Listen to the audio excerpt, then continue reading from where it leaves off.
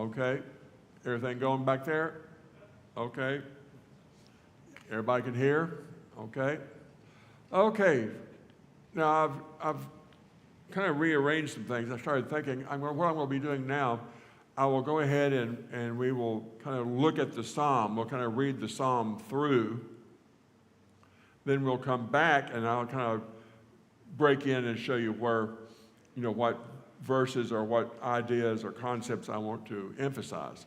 But I think it's better. I started thinking, we really need to kind of read the psalm through first so you get the full impact of what the psalmist was saying. So we'll start again in Psalm 15. And so if you have your Bibles, you can kind of read along if you want to, or if you can, I'll try to make it as big as I can so you can follow along. O Lord, who shall sojourn in your tent? Who shall dwell on your holy hill? He who walks blamelessly and does what is right and speaks the truth in his heart, who does not slander with his tongue, who does no evil to his neighbor, nor takes up a reproach against his friend, in whose eyes a vile person is despised, but who honors those who fear the Lord, who swears his own hurt and does not change. Now, you look at that, it's kind of an odd phraseology. But what he's saying is, we'll come back to that in just a minute, who does not put out his money in interest and does not take a bribe against the innocent, he who does these things shall never be moved.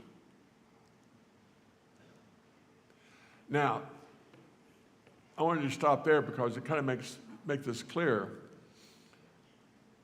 Someone who swears to his own hurt and does not change. What it's saying here is a good man with all good intentions can make a promise which may result in him suffering a loss. But this good man, a good man would rather suffer loss himself, for himself and his family, than to go back on a promise or to hurt his neighbor. If breaking his promise would hurt his neighbor, then he will suffer the loss. Now, I remember this very well. I think most of us know the name of Jim Bill McIntyre. The McIntyre building at Harding. And I remember Jim Bill McIntyre talking about this, and he used his father as an example. He said it was late summer and it was haymaking season. And his father, Mr. McIntyre, Brother McIntyre they call him, had promised his neighbor that when the time came, he would come and help him bring in his hay. Well, in the interim, while they were waiting, he got a summons from the court to appear as a witness in some kind of issue. He was just going to make a testimony. But it happened to be as it came about, his friend called him up and said, I need to bring my hay in this day, and that was the day he was supposed to appear in court. Well, he went and helped his neighbor bring in his hay. And the next day, he went to the court, to the judge, and went before the judge, and he told the judge what was going on.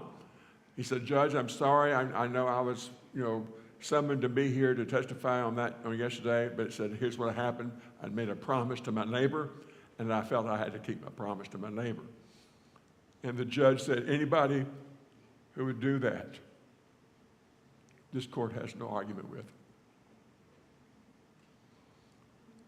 So, sometimes it pays to be a promise keeper, to keep a promise, even sometimes if it doesn't come to my benefit.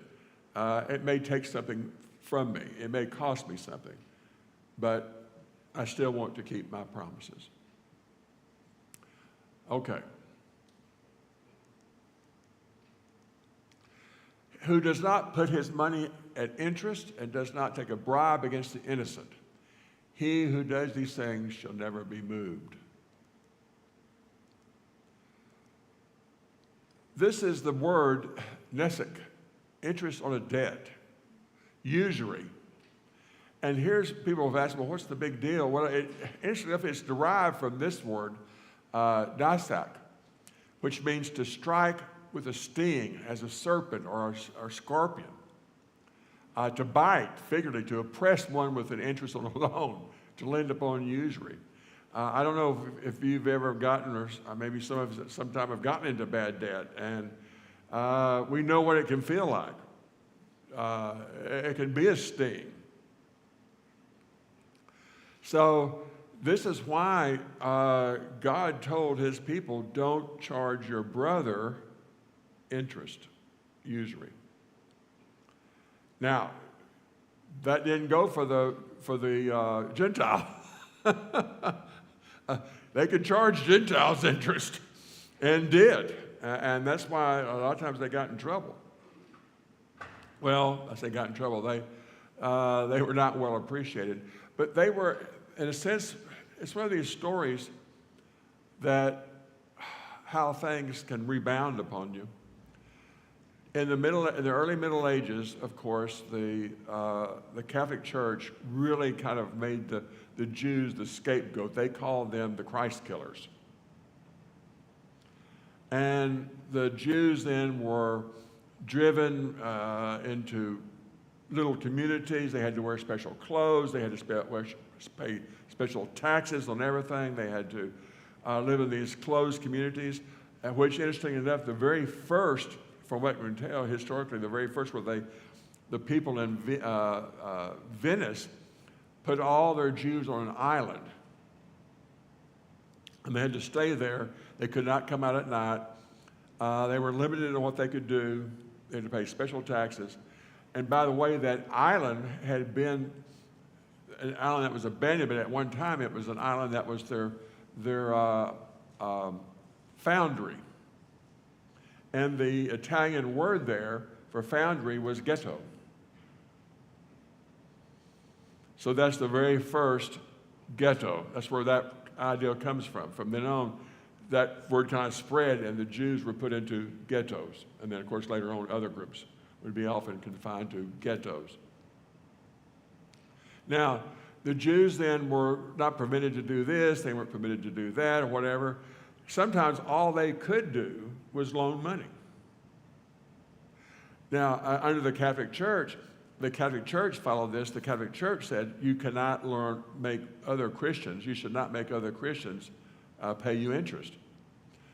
By definition, the Catholic Church said that money should be sterile, that it should not produce. So, but most people, because of that, if you went to another Christian, you say, I'd like to borrow $10,000, and he said, well, what am I going to get out of it? Well, I can't charge your interest, so I'll just keep my own money.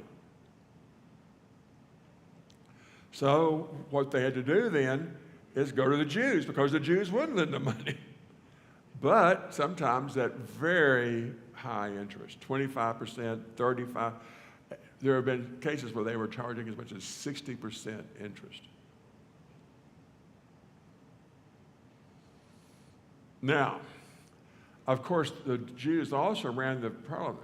One of the most wealthy families in Europe was the Kruger family. You can read a book about this guy, Samuel Kruger, I think it was. But anyway, he was called the wealthiest man in the world at one time. But he was the man, he was a banker who loaned tremendous amounts of money to royalty. The problem there was sometimes the king or prince or duke or whatever would get in such a strait, he would just say, well, I'm the king, I'm not going to pay you back. I just erased my debt. And that's one of the things that really, really hurt the Krugers later on, because one of the kings that owed them a tremendous amount of money, he decided to say, well, no, I'm just going to erase the debt. But it's amazing, again, in trying to hurt the Jews and trying to restrict the Jews to these things, the Jews actually, on the whole, came out pretty well and became the major bankers throughout Europe. One of the major banking groups was a family by the name of Rothschild. You may have heard of them. They had Rothschild banks in every major capital in Europe. And they loaned money with security this time to all the major houses in Europe. And there's a couple of interesting stories there.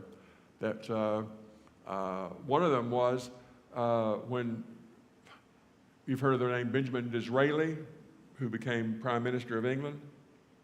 Well, his name Disraeli means the Israelite. Well, his father, though, had Disraeli baptized as a Christian. But he was a Jew. But he was baptized a Christian. And so he became a member of the Church of England. You know, it's interesting. People some of the guys in the parliament resented the fact again that he was a Jew. They had that anti-Semitism. And there was one time when one of the members they were in a debate, and one of the members of parliament who was debating Disraeli made a sneering remark against him. And Disraeli just came back and he said, to my honorable opponent, let me say this. When your ancestors were living in mud huts, my ancestors were serving in the columned halls of Solomon's temple. So anyway, he could hold his own. But anyway, the time that came there when Disraeli wanted to get to his nation, wanted the British to buy the Suez Canal. He had a chance to buy the Suez Canal from the Pasha of Egypt, who was desperately in need of money. And he was willing to sell a controlling interest of the Suez Canal. And but it was kind of one of these blue light specials. There was a time constraint. They had to get the money to him and get it to him quick.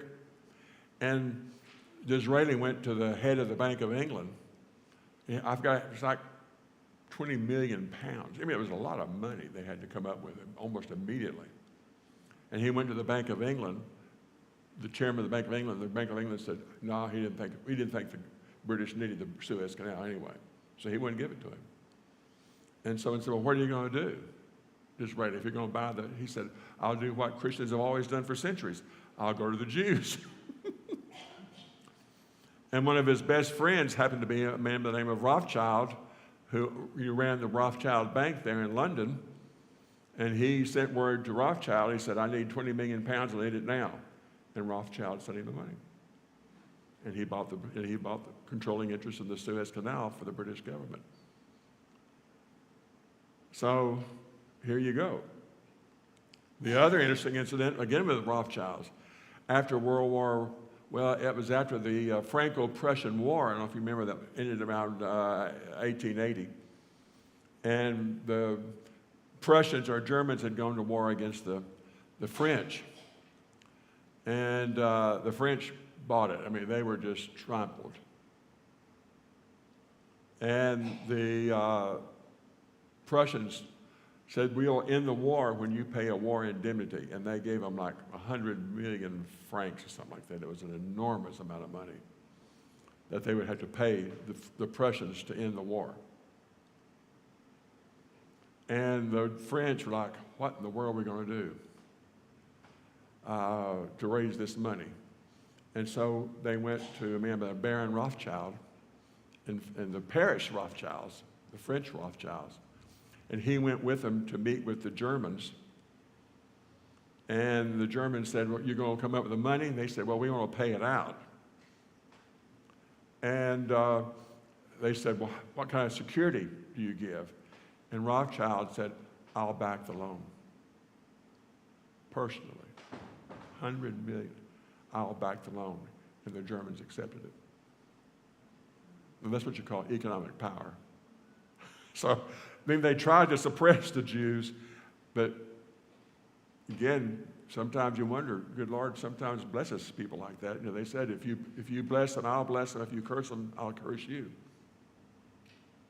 So, by the way, one other little side note, guess who helped the French finally help pay off the debt?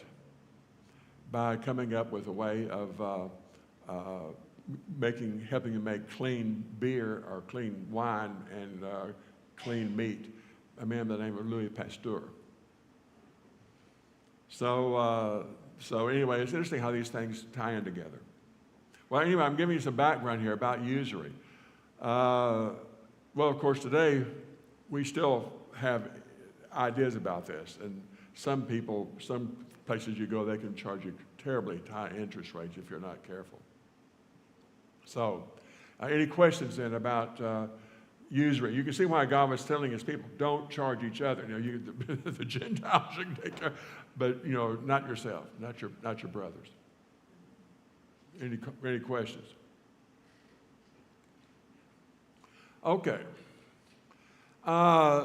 Leviticus goes back, and there are several other scriptures here, but Leviticus says, you shall not lend your money at interest nor give your food for profit.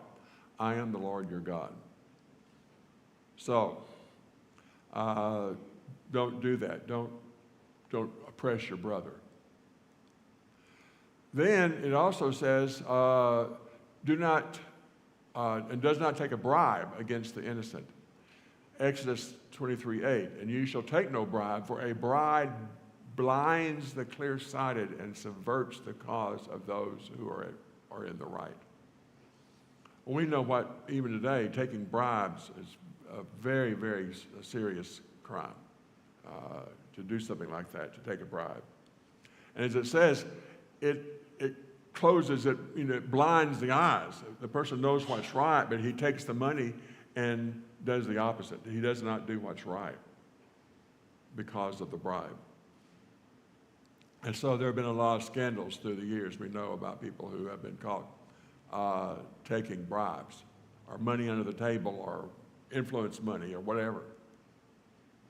Okay, any questions up to now? Yes. The very first question in chapter 15, who may worship in your sanctuary, Lord? Uh-huh. And so, the Spirit expects us to live in a certain place before we come to worship. We can't live our own lives and tell lies and do these other things and then expect our worship to be acceptable. Mm-hmm. Good point.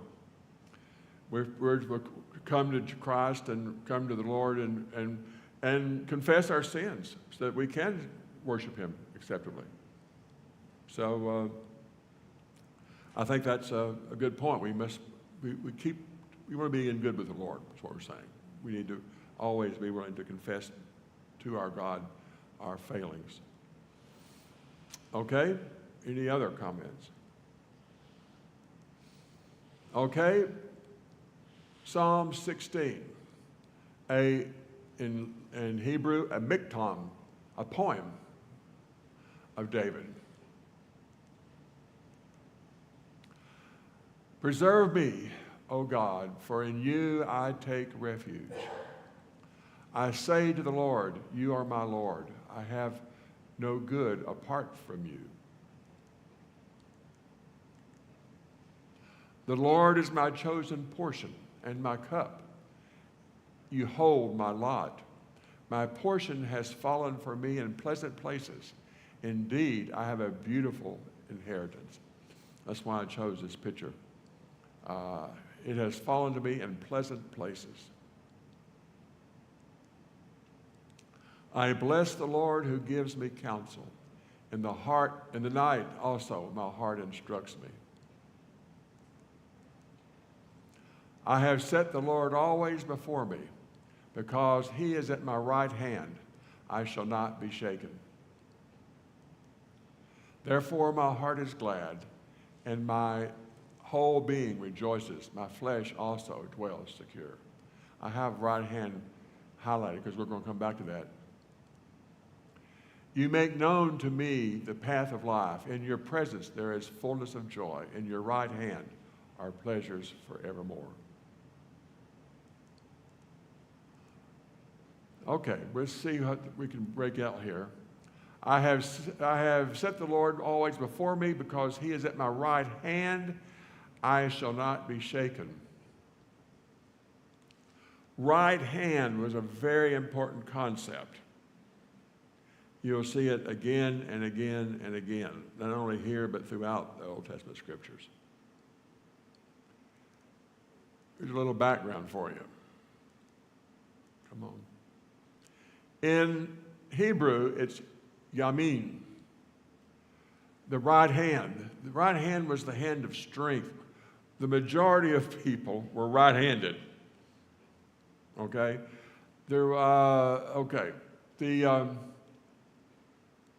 Now then, remember that Yamin or Yamin, the right hand. Now then, the word in Hebrew ben, we know, should be son. So if you put ben with Yamin, what do you get? Pardon? No, put the two together. Ben Yamin. Benjamin. That's where we get Benjamin, son of my strength. Son of my strength. Son of my right hand. He's my right hand. He's my right hand. He's my wingman over here. Okay? He's handing me. He's helping me. He's the hand of my son of my strength. You take an oath with your right hand. Right. There's a great irony in the book of Judges. Well, remember when we talked about that in here? A great number of Benjaminites were left-handed. And they found that rather ironic, did they not? Because Benjamin means son of my right hand, and yet some of the best slingers they had were left-handed. So they were left-handed, right-handed people, okay? And so there's kind of an interesting little juxtaposition there. Okay, any questions?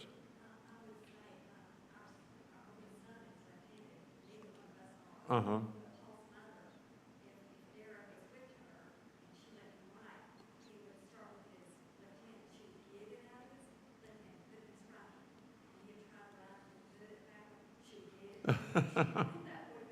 Yeah, yeah.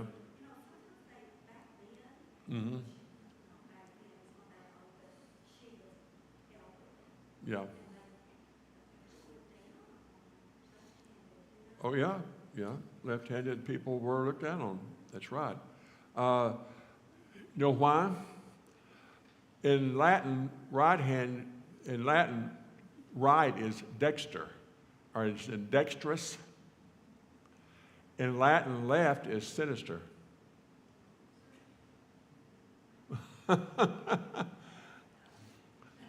So you can see kind of how that develops. So right hand was dexterous, left hand was sinister.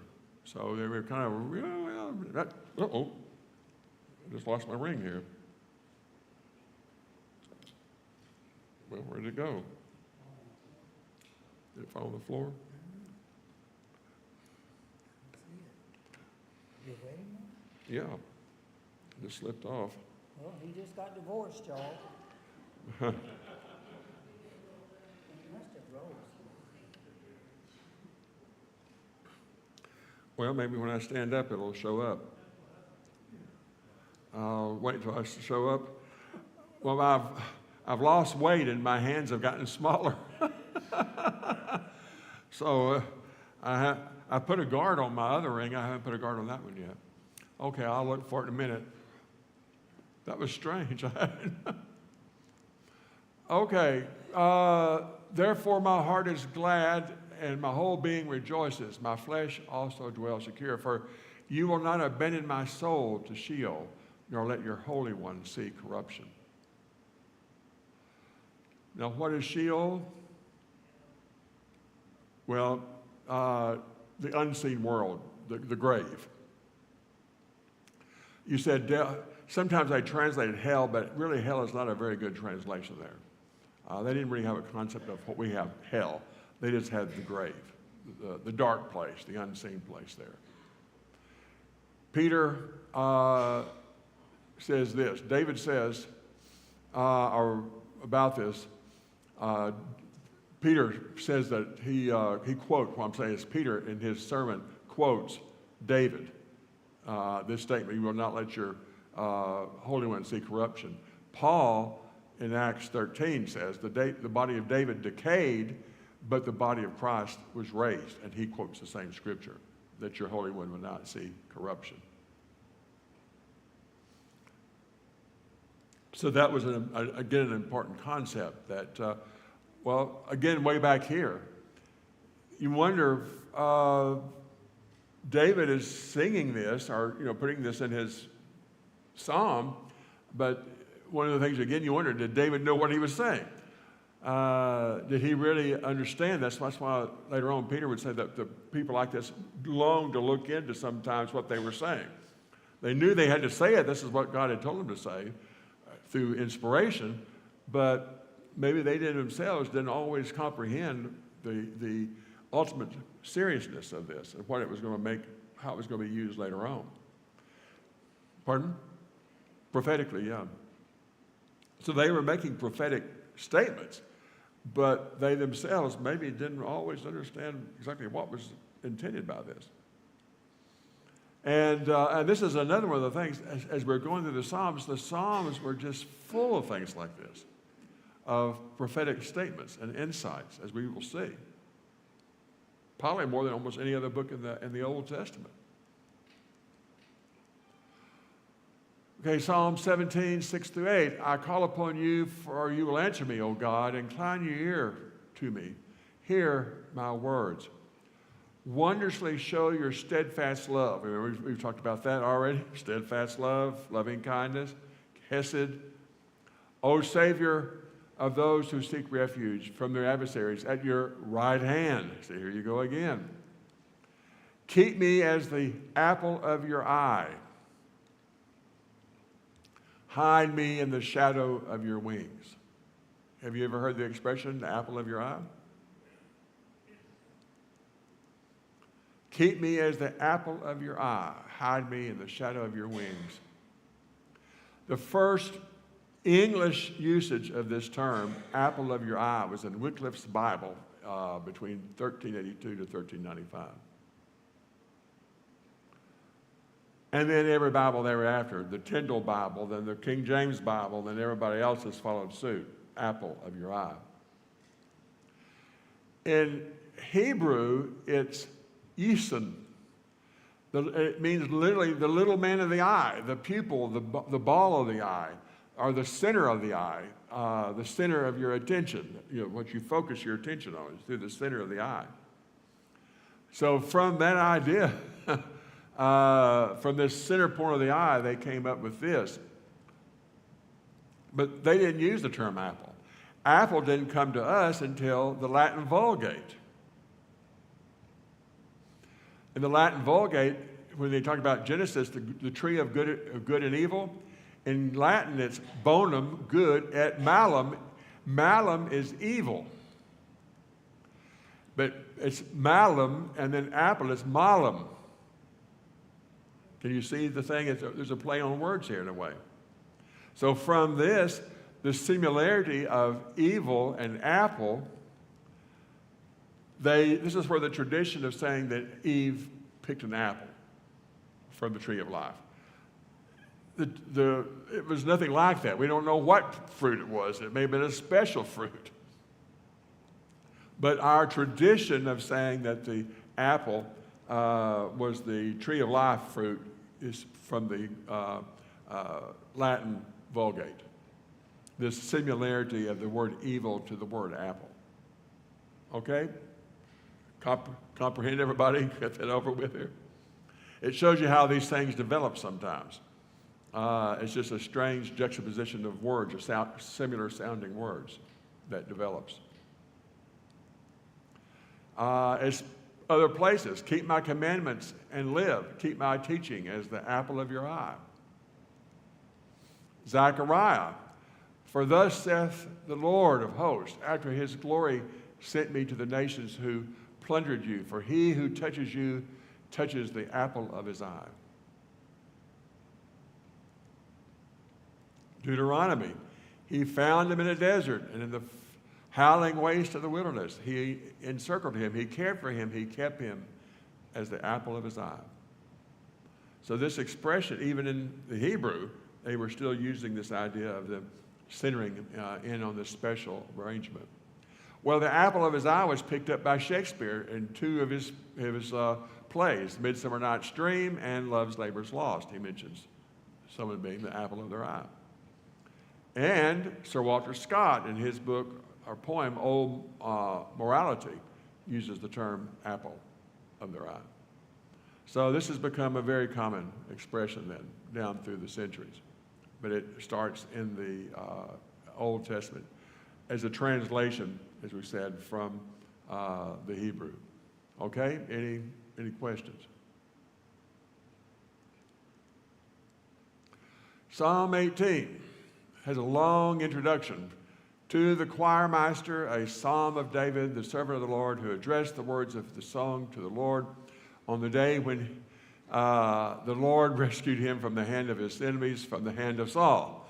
Whew, what an introduction. I love you, O Lord, my strength. The Lord is my rock and my fortress and my deliverer, my God, my rock, in whom I take refuge, my shield and the horn of my salvation, my stronghold. I call upon the Lord, who is worthy to be praised, and I am saved from my enemies. In my distress, I called upon the Lord. To my God, I cried for help. From his temple, he heard my voice, and my cry to him reached his ears. Then the earth reeled and rocked. The foundations also of the mountains trembled and quaked because he was angry. You skip a little bit, and he says, and God rode upon a cherub and flew and came swiftly on the wings of the wind. With the merciful, you show yourself merciful. With the blameless man, you show yourself blameless. With the purified, you show yourself pure. To the crooked, you seem fearsome. For you save a humble people, but the haughty eyes you bring down. For it is you who light my lamp. The Lord my God lightens my darkness. For by you I can run against a troop, and by my God I can leap over a wall. This God, his way is perfect. The word of the Lord proves true. He is a shield for all those who take refuge in him. For who is God but the Lord? Who is a rock except our God? The Lord lives, and blessed be my rock.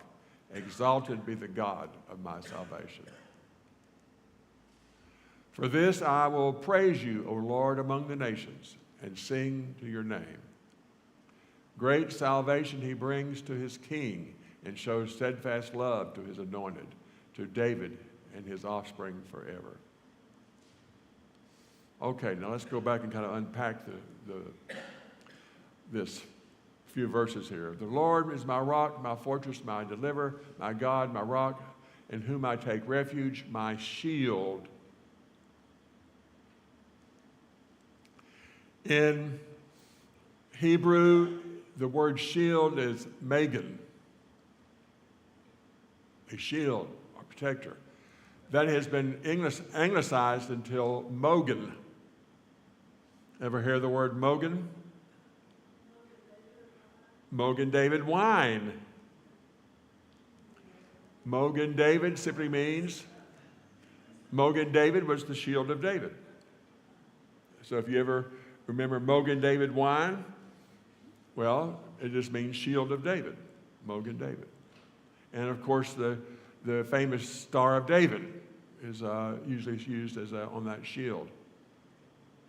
So, Mogen David. Now, next, and the horn of my salvation, my stronghold. This is probably referring to the horns of the altar. And what were the horns of the altar famous for? Anybody? Oh, come on. The horns of the altar? Pardon? Okay, you could be, yeah, they were seen as a sanctuary, yes. These are some examples where various people being pursued by a king or somebody or an enemy, you could go, now you couldn't go into the most holy place, but you could go to the temple, and on the altar on the outside, you could grasp the horns of the altar and call for sanctuary, safety, until you could plead your case. They weren't supposed to touch you. And so there's some examples here that we could point to, where some men fled to the temple and grasped the horns of the altar. So that became a symbol. Now it's interesting. This was a tradition. There's nowhere in the Scripture, even back in Exodus, whatever, it talks about the horns of the altar, but it doesn't say that this was a sanctuary. It just became something that they did. It became something that was accepted. Someone came up with the idea and they accepted it, that they could run to the horns of the altar and ask for sanctuary until they could plead their case. Okay, any questions?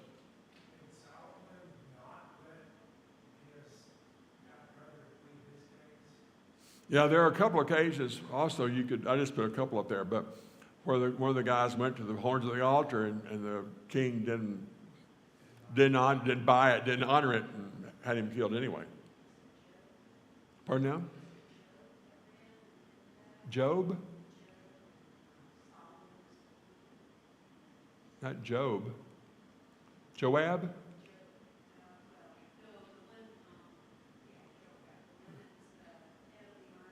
Yeah.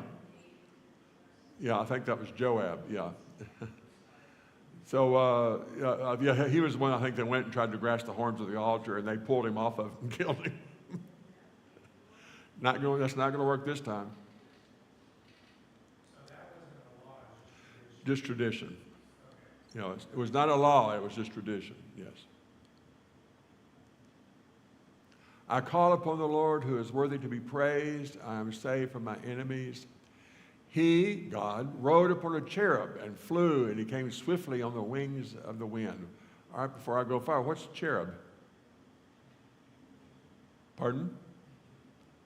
Okay, it's a form of angel. Okay.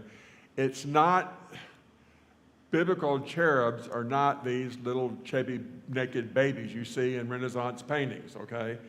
Even though they take the name, they've been given a name, that's not a cherub. They're called something else, technically.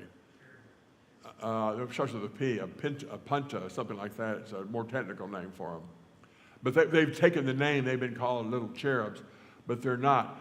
Here's what a cherub looked like, as best we can tell. That he had 6 wings and sometimes were fearsome looking. Read the first chapter of Ezekiel. That describes a cherub for you. They had 6 wings and they had feet like a cow, whatever, and they were riding on wheels and they were going. They were fearsome. They were powerful creatures. And the ones in Ezekiel first chapter really is describing the chariot of God. He rode upon a chariot. This is mentioned several times in other places that God rode upon the cherubs. So these were kind of his bearers, I guess you could say, or at least symbolically. So he rode upon a cherub and flew and came swiftly to the wings and on the wings of the wind.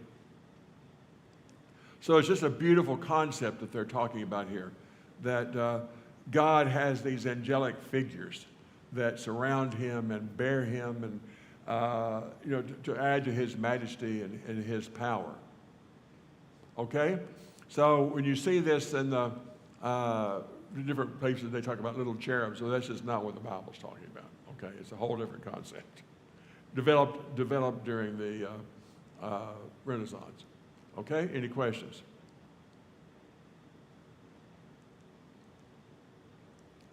For you save a humble people, but haughty eyes you bring down.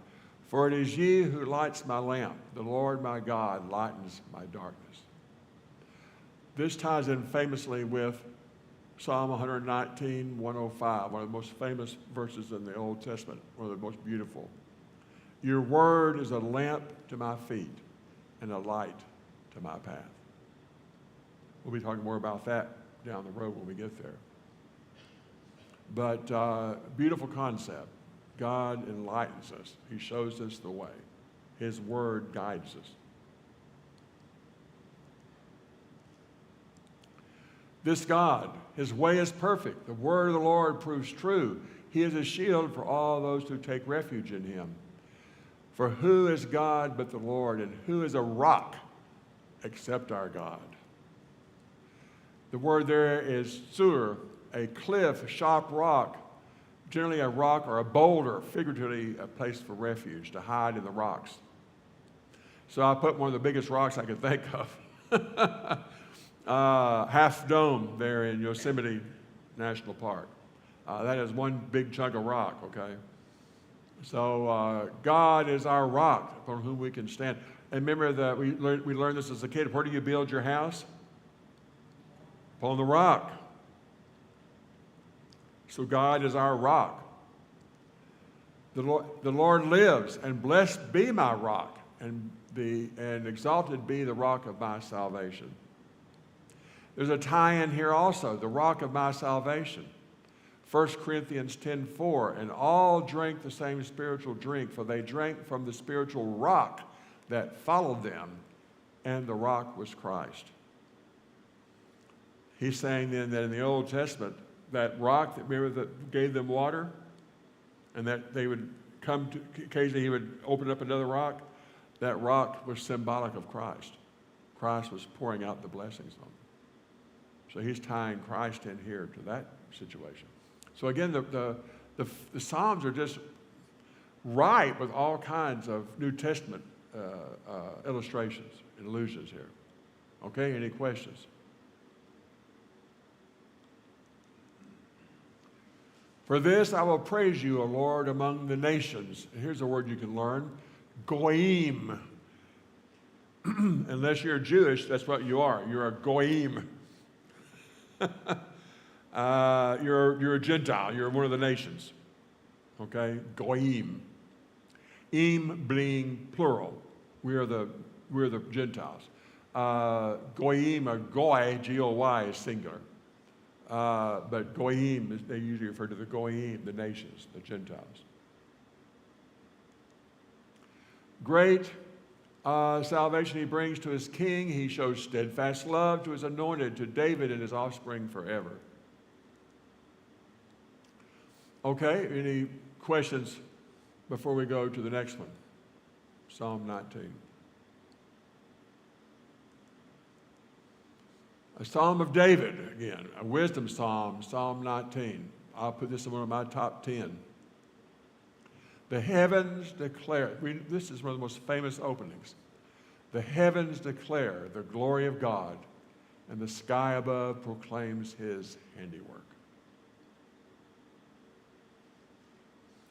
Kate and I made a special trip several years ago to go out to Death Valley. Because you can go to Death Valley, there are places in Death Valley that are not polluted with light. And you can look up and you can see if it's a clear night, you can see the Milky Way in all of its splendor because there's no light pollution. We can barely, here in town, we can barely even see the Milky Way because it's all washed out. Only the brightest stars get through to us today. Pardon? Yes. Mm-hmm. So, but when you see that, when you can look up and actually see the Milky Way and just the sky just abundant with stars, you can see what it must have been to be there in a place like where Abraham sat and looked up at the sky where there was no light pollution and it was just pitch black. And God said, look at the stars and count them because those are your children. What an overwhelming idea that would have been to him. To look up there and think, you know, God, are you serious? These are my descendants up there? C.S. Lewis said this, I take this to be the greatest poem in the Psalter and one of the greatest lyrics in the world.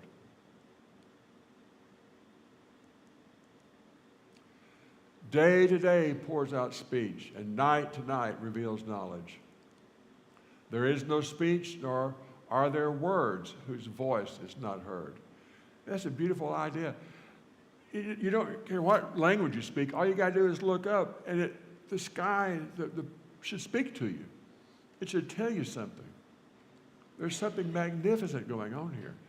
And you don't have to have any specific language. It just should come through. These words are heard everywhere. Their voices go throughout all the earth, and their words to the end of the world. So wherever you are, whoever you are, whatever background, whatever language you speak, the sky, the majesty of God's creation should speak to us. In them he has set a tent for the sun, which comes out like a bridegroom leaving his chamber, like a strong man runs its course with joy. Its rising is from the end of the heavens, and its circuit to the end of them, and there is nothing hidden from its heat. A circuit, he's already talking about, the sun going around and around. The law of the Lord is perfect, reviving the soul. The testimony of the Lord is sure, making wise the simple. This is a beautiful little section right here, speaking of God's law. The precepts of the Lord are right, rejoicing the heart. The commandment of the Lord is pure, enlightening the eyes. The fear of the Lord is clean, enduring forever. The judgments of the Lord are true and righteous altogether. We're going to come back to that very important statement there. The judgments of the Lord are true and righteous, taken altogether.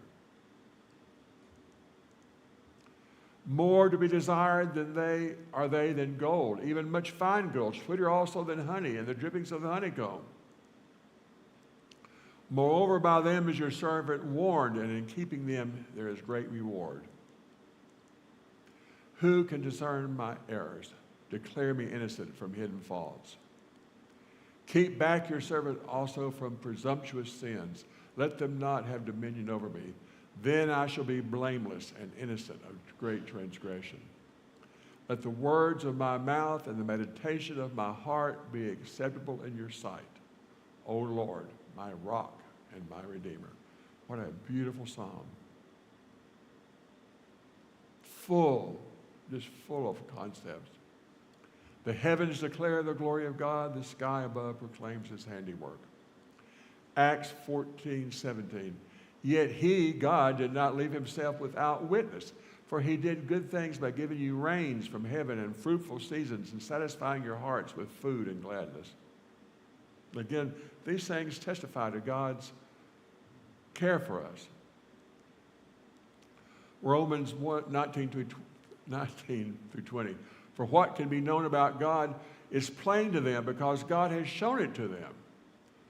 For his invisible attributes, namely his eternal power and divine nature, have been clearly perceived ever since the creation of the world and the things that have been made. So they are without excuse.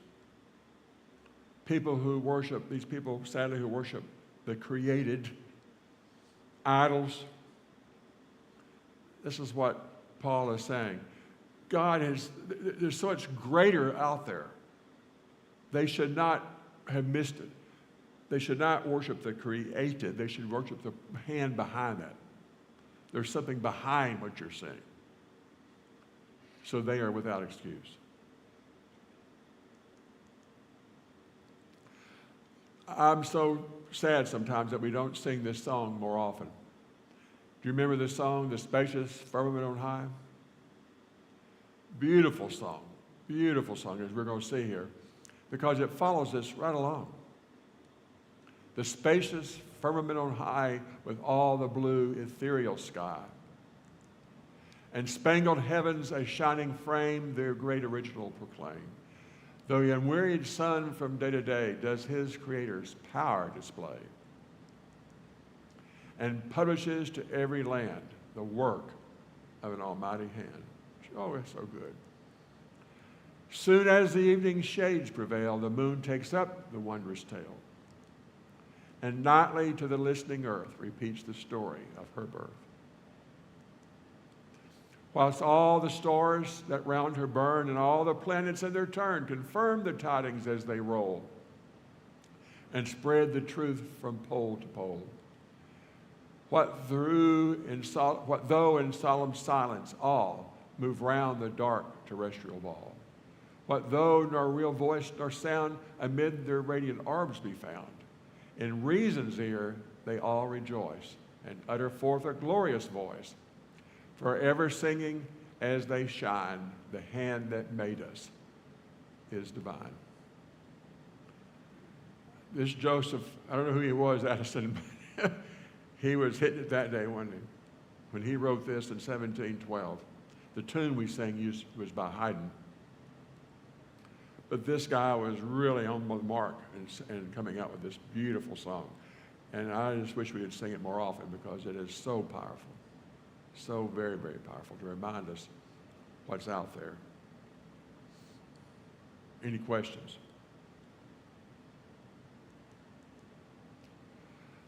Now, I don't know if you've heard this before, but this is a speech, and it was given by one of our presidents.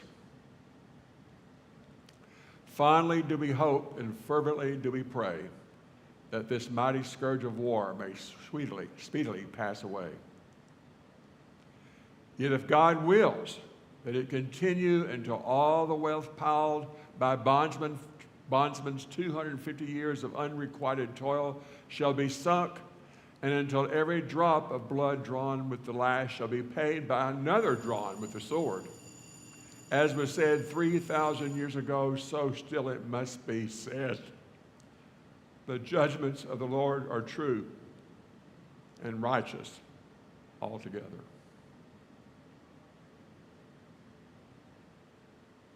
Lincoln knew his scriptures.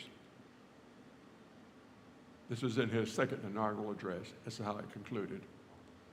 Abraham Lincoln. Another song that catches the same idea. God moves in a mysterious way his wonders to perform. He plants his footsteps in the sea and rides upon the storm. You fearful saints, fresh courage take. The clouds you so much dread are big with mercy and shall break in blessings on your head. His purposes will ripen fast, unfolding every hour. The bud may have a bitter taste, but sweet will be the flower. Blind unbelief is sure to err and scan his works in vain. God is his own interpreter, and he will make it plain. One of my favorite songs again, God moves in a mysterious way. More to be desired are they than gold, even much fine gold. There's your store that has a little gold to sell right there. Oh, that's over in the Near East, over in Cairo, I think. And Proverbs says, take my instruction instead of silver, and knowledge rather than choice gold, for wisdom is better than jewels. And sweeter also than the honey and the drippings of the honeycomb. I thought about this, I couldn't make enough, but the Jews put a high value in learning. And when a young Jewish boy went off for his first day in school, when he came back, his mother would have taken sugar cookies, and they would be cut in the shapes of the Jewish alphabet to encourage him. And the idea was she would give him these little cookies shaped like alphabet to help him reinforce that learning is sweet. Isn't that wonderful? Learning is sweet. Learn your alphabet. Just like we maybe have, I guess we have alphabet soup. And I laugh about that, but I remember sitting there with my brother, Preston, and we got him alphabet soup, and we would help him look at the alphabets in the alphabet soup and, what letter is that? Well, that's A or that's B. Anything like that to help us understand. Learning is important. Learning is sweet. Learning is nourishing.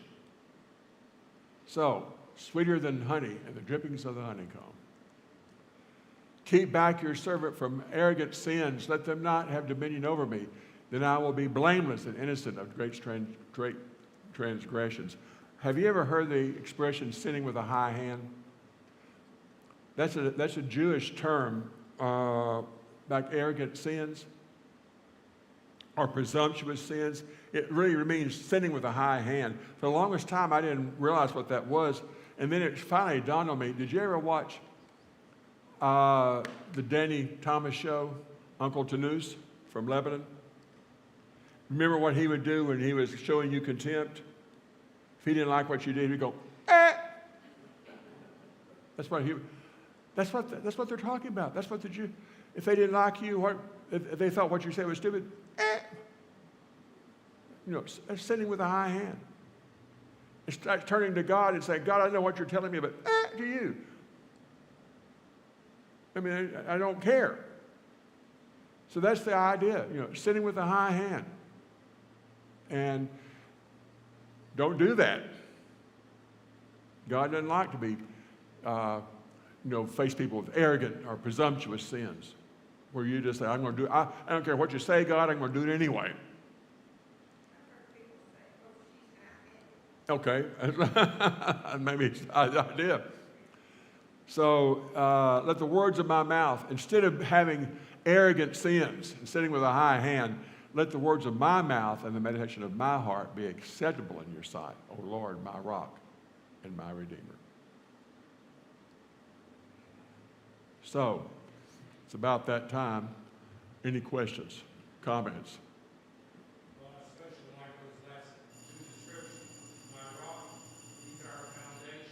Yeah. And my Redeemer. We are not our own. We Right. were purchased. So both. He's both my foundation and my future, my salvation. Good point. My rock and my Redeemer. Well, thank you so much for being here tonight. Be careful over the weekend if the storm does hit and we have bad weather. Be ever so careful. Stay in, stay warm, stay safe. God bless us all.